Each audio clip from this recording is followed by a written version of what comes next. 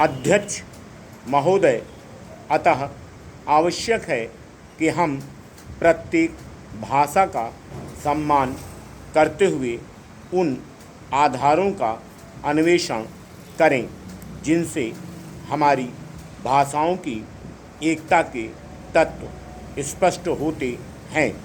इस कार्य से हम दूसरी भाषाओं के बारे में जानकारी प्राप्त कर सकते हैं तथा अपनी भाषा को समृद्ध कर सकते हैं। वास्तव में यह कार्य सदियों से भारतीय जनमानस द्वारा सतत जारी है।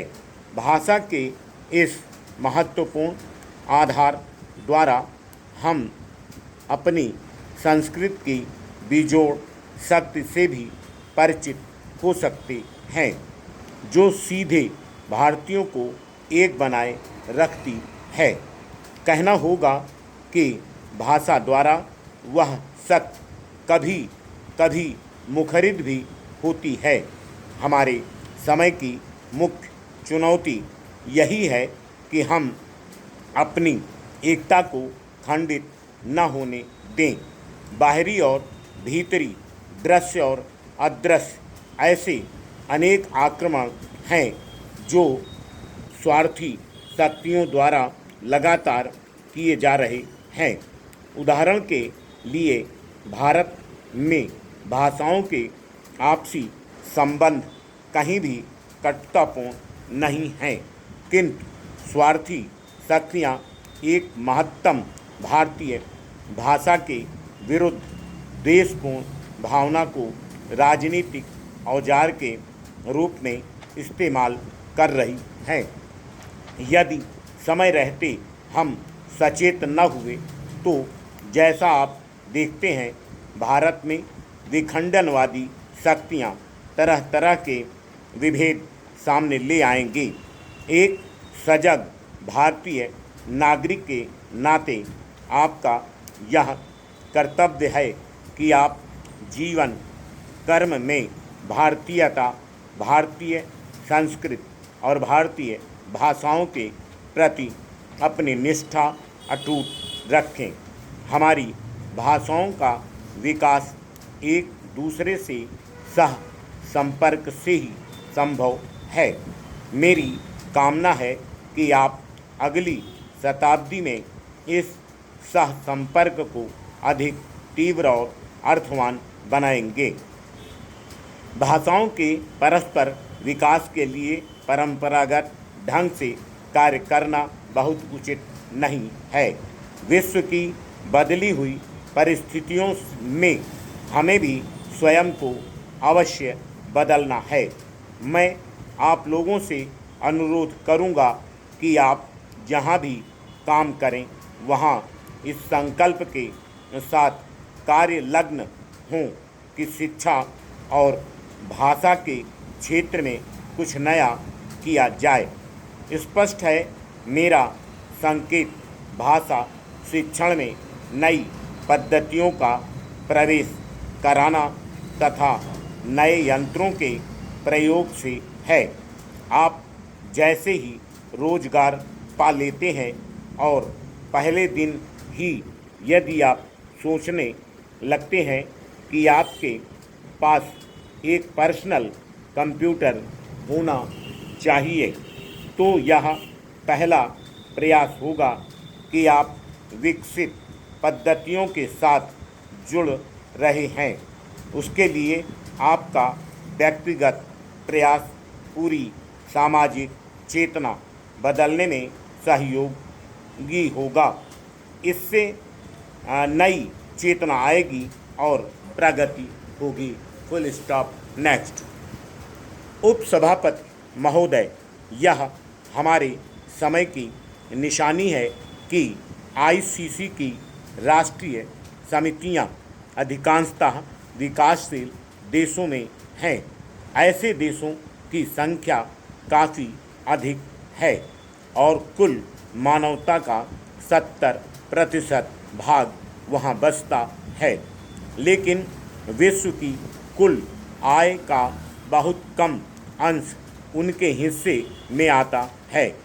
हम में से ज़्यादातर देशों ने गत 25 या 30 वर्षों के अंदर ही औपनिवेशिक शासन से मुक्ति पाई है और उसके बाद से हम अपने लोगों के लिए आवश्यकता की चीज़ें उपलब्ध करने और उनके लिए जीवन के न्यूनतम स्तर की व्यवस्था करने में लगे हैं। यह काफ़ी कठिन काम सिद्ध हुआ है, विशेषतः इसलिए कि इस बीच इस तथ्य की अपेक्षा करते हुए कि विश्व के शीघ्र चुक जाने वाले साधनों और पर्यावरण पर क्या असर पड़ता है। विकसित देशों की अर्थव्यवस्था लगातार प्रगति करती रही है। विकसित और विकासशील देशों के बीच असमानता बढ़ती गई है और विश्व की अर्थव्यवस्था के लिए संकट पैदा हो गया है। वह मुद्रास्फीति, मंदी और भुगतान असंतुलन के साथ साथ तेल और साधनों के संकटों से भी होकर गुजरी है। यह स्पष्ट है कि गत विश्व युद्ध के बाद विश्वव्यापी आर्थिक विकास और समृद्धि के उद्देश्य से जो प्रणालियां और जो संस्थाएं जन्मी वह अपर्याप्त सिद्ध हुई हैं।